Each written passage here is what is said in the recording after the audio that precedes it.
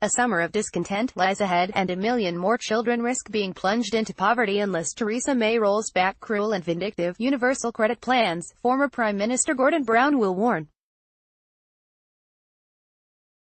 Brown, who will later call for the government to do a U-turn on the highly criticized benefit payments scheme to be rolled out fully next year, will say this system will increase reliance on food banks.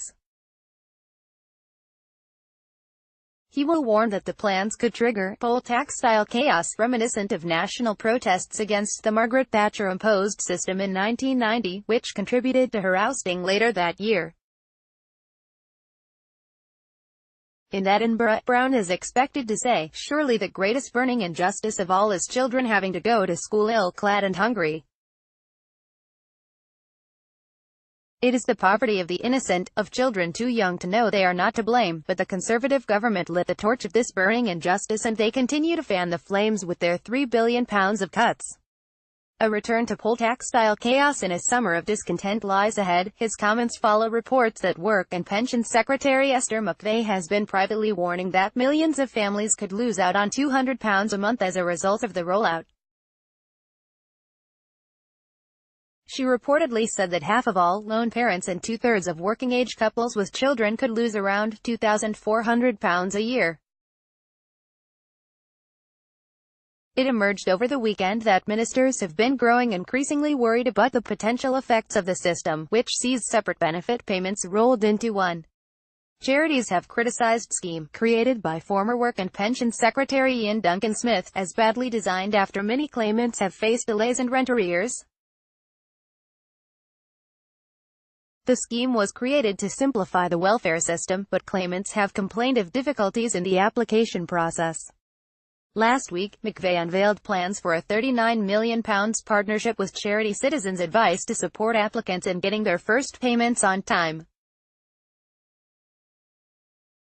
Brown will say, Esther McVey would not be announcing last week millions for Citizens Advice to aid the rollout of universal credit unless they were not deeply worried about the chaos ahead, and it is the fear of a poverty crisis that had led Michael Gove to announce funding for food banks. Gove, Secretary for Environment, Food and Rural Affairs, last week announced a £15 million subsidy to support food redistribution to thousands of UK charities. Some 250 million meals, or 100,000 of food surplus, will be given out homeless shelters, lunch clubs, and food banks.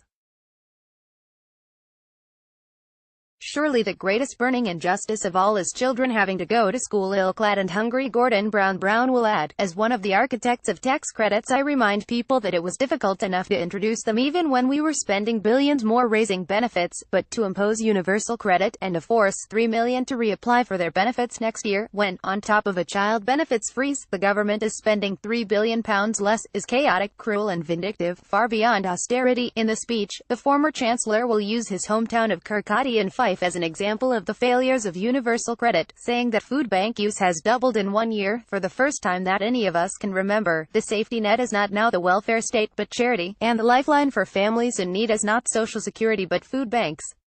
Voluntary groups are now being swamped with desperate and almost unanswerable requests for help. He will add, universal credit was advertised as making work pay and empowering those on low incomes, but in fact two-thirds of poor children are now in family where someone is working. The Labour ex-chancellor increased tax credits between 1997 and 2007 in a bid to lower child poverty, and will warn that 4 million children now live below the poverty line and the figure will increase by another million by 2022.